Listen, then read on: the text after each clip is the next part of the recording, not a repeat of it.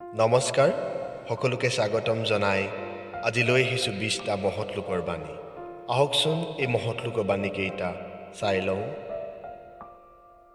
যাৰ ধৈৰ্য আছে তেওঁ বিচৰা বস্তু সকলো পাব পাৰে।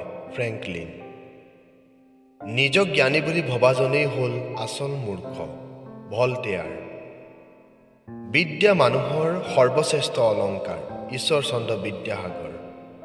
সুখ কাৰো চিৰকলীয়া নহয়। কমলাকান্ত ভট্টাচাৰ্য। যি মূলা বাঢ়ে তাৰ দুপাততে চিন। ডক্টৰ বাণীকান্ত কাকতি। এজন অবিশ্বাসী বন্ধুতকৈ এজন বিশ্বাসী শত্ৰুৱে ভাল। নেপোলিয়ন। ভিক্ষা কৰা কথা কেতিয়াও মনলৈ নানিবা। মহাত্মা গান্ধী।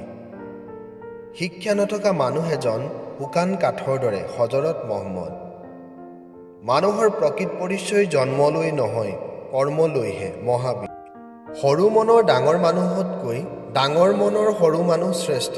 সৰ্বপল্লী ৰাধাকৃষ্ণন। কৰ্মই উপাসনা, হাঁহিৰে জীৱন। বিষ্ণুপ্ৰসাদ ৰাভা। পাপক ঘীন কৰিবা, পাপীক ঘীন নকৰিবা। যীশুখ্ৰীষ্ট। মূৰ্খ আৰু অজ্ঞানীয়ে সত্য কি বস্তু নাজানে। বুদ্ধদেৱ।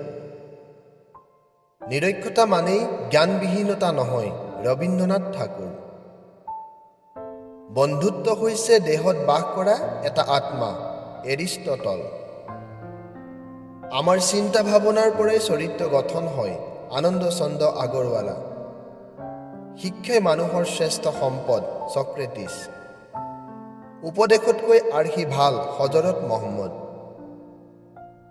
কৰ্মৰ মাজতহে জীৱনে পূৰ্ণতা লাভ কৰে। বেইলি।